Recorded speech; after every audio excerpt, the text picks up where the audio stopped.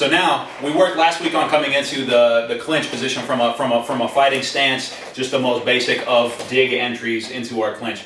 So let's say Paige and I started off here, I dug in, I found the clinch, Paige didn't let me get that inside, and now we're in a neutral spot where she's got she's got one hook on my head and one hook on my bicep. I've got one hook on her head, one hook on her bicep.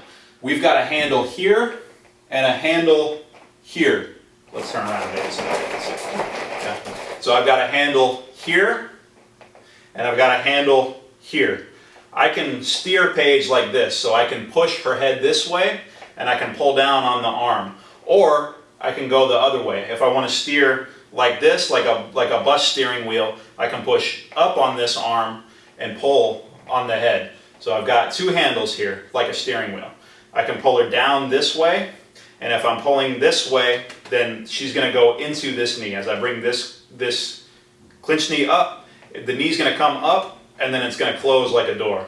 So if I pull down on this arm, push her head this way, and I raise it up and knee, it's going to look like that, and return. Okay? So I steer her, knee, and return. When you're working clinch with your friends, it can be hard to find the etiquette because nobody wants to say that they're being hurt. Everybody wants to be tough. So when you're working clinch with your friends and you're working curved knee, just be nice and slap with the inside of your leg here. This is not going to hurt.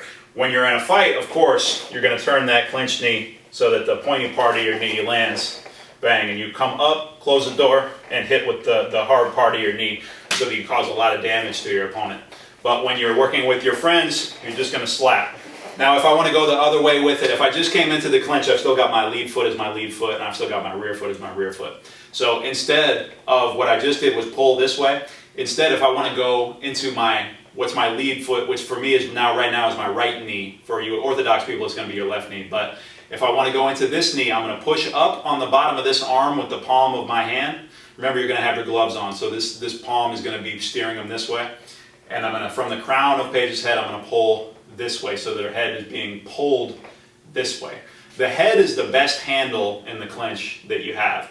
This is a lot more control over your opponent's body than this one is. But this helps guide.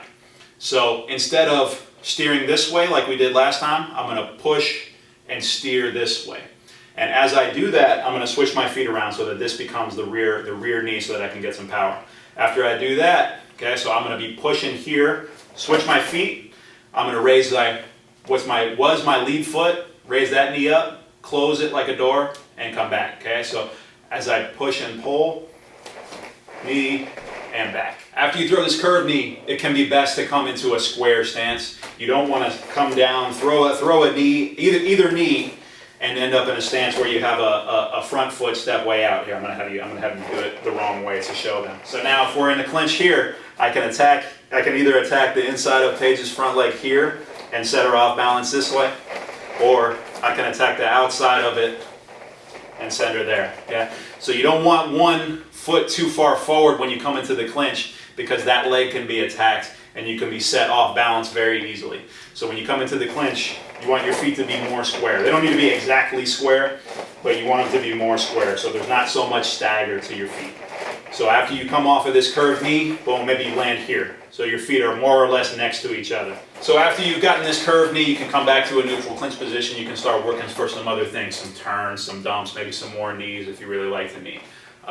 Clinch is one of those things that you really need to feel in order to do so. You not just from these videos and me explaining these things, you might learn the form of how a curved knee goes, but you really need to feel how to work with and against a partner or an opponent to feel how the clinch works. I can't just explain it to you. You've really got to feel it.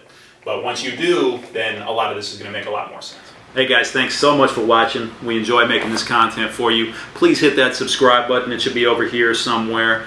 Good dunk. Hit that push notification symbol. Should be down here somewhere. Also, you can visit ThaiBoxingWorld.com. That also has our social media and everything on it, so you can hit us up and you can interact with us directly. All right? Take care of yourselves. Cup cum cup.